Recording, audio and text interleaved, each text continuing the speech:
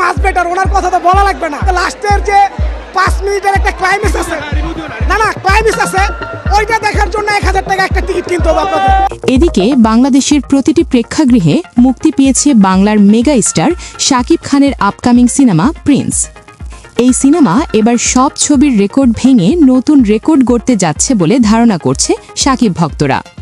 শুধু তাই নয়, এই প্রিন্স সিনেমার যে বাজেটে নির্মাণ করা হয়েছে তার সবটুকু টাকা প্রায় অলরেডি তুলে ফেলা হয়েছে বলে জানিয়েছেন প্রযোজনা সংস্থা। এছাড়াও প্রায় 10 কোটি টাকার বাজেটের সিনেমা প্রথম দিনেই 1300 কোটি টাকার টিকিট বিক্রি করেছে বলে প্রযোজনা সংস্থা জানিয়েছেন বলে এমন কিছু গুঞ্জন ছড়িয়ে পড়েছে সোশ্যাল মিডিয়ায়। শুধু কি তাই, শাকিব খান মানেই যেমন আগুন, সেই আগুনের সিনেমা বাংলাদেশে এর নতুন মাইল ফলক করতে যাচ্ছে এই ঈদ উল ফিতরের সিনেমা প্রিন্স। তামিল ভাই পুরো বুম, অসাধারণ আনকমন পুরো। শাকিব খানের মুভি দেখতে দেখতে এই পর্যন্ত আসছে 2026 পর্যন্ত। শাকিব খানের ভক্তরা প্রতি ঈদে সিনেমা হলে গিয়ে উল্লাস করেন। তার ব্যতিক্রম এবারও ঘটেনি, তাই শাকিব খানের এক ভক্ত শাকিবের প্রিন্সের লুক এবং ডায়লগ নিয়ে হাজির হয়েছে সিনেমা হলে। Never underestimate me because I am a rare edition superstar megastar because I am a monster. তবে শাকিব খানের প্রিন্স সবার কাছে আবার ভালো নাও লাগতে পারে।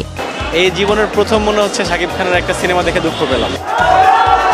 অনেকেই আবার বলছে শাকিব খানের প্রিন্সের চেয়েও সিয়াম আহমদের রাক্ষস বেটার ছিল। শাকিব খান শুধু মেগা স্টার নয়, তিনি হলেন সুপারস্টার।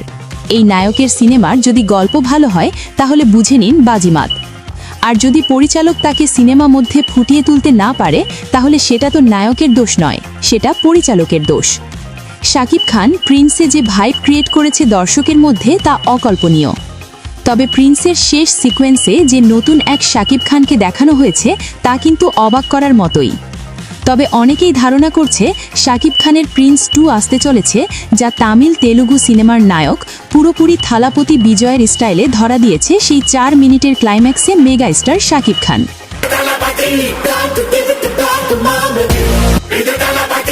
যা দেখে সবাই অবাক তো হয়েছে, চমকেও গিয়েছেন শাকিব ভক্তরা।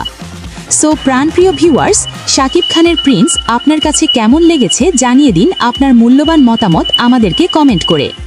ভিডিওটি ভালো লাগলে লাইক কমেন্ট করে শেয়ার করতে ভুলবেন না। ধন্যবাদ।